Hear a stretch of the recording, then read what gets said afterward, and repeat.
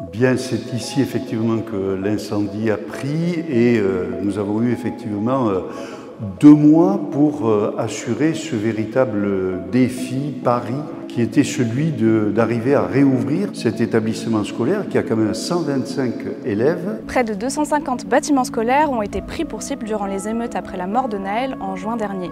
C'est le cas ici à Lormont, près de Bordeaux, où l'école maternelle a été incendiée durant la nuit du 29 juin. Et si l'école rouvrira bien ses portes le 4 septembre, les équipes ont dû s'adapter.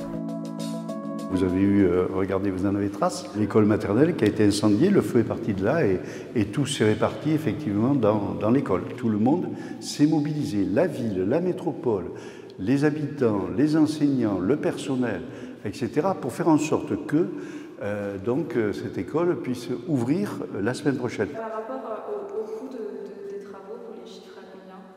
Je n'ai pas les chiffres actuellement. Ce sont des questions qui vont se poser, bien évidemment, parce que même si ça n'a pas de prix, ça a un coût. Mais notre devoir à tous, c'était d'abord de nous mobiliser pour faire en sorte que cette école puisse réouvrir ici, dans le quartier. Voilà, c'est ici. Hein. Et vous allez voir, c'est quand même... Tiens, c'est ouvert. Tiens, regardez. La grande salle de motricité. Alors, elle est un petit peu plus...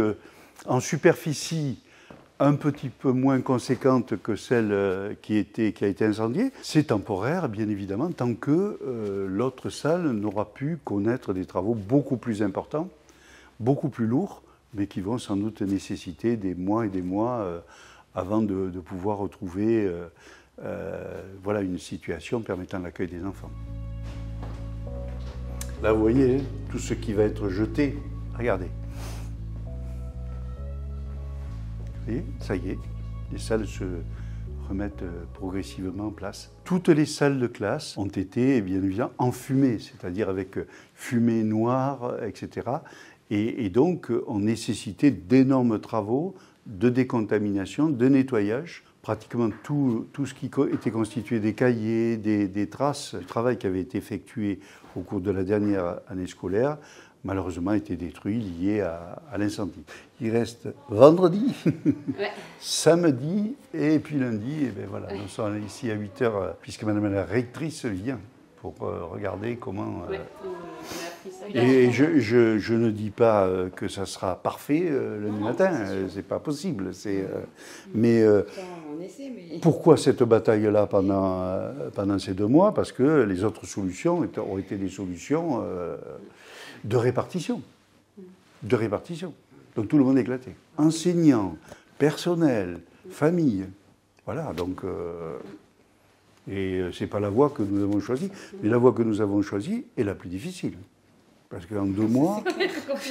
Mais non, mais même sur le plan, honnêtement, au tout début du mois de juillet, moi je n'y croyais pas. Hein. Quand j'ai été venu à la kermesse... Personne n'y croyait, personne. Mais oui, quand même, donc on a quand même bousculé tout, oui, là. C'est très particulier de voir les habits des enfants, tout le matériel d'enfants de 3 à 6 ans en plus, qui est entièrement brûlé, une odeur insupportable, on pouvait pas respirer, quoi. Donc non, ça a été un choc.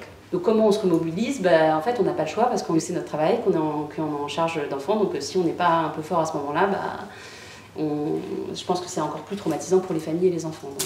Donc il n'y a pas le choix. Par contre, ça a été quand même très compliqué et heureusement qu'on a une équipe extrêmement soudée et on s'est énormément soutenu et heureusement parce qu'on a dû tout faire. Tout.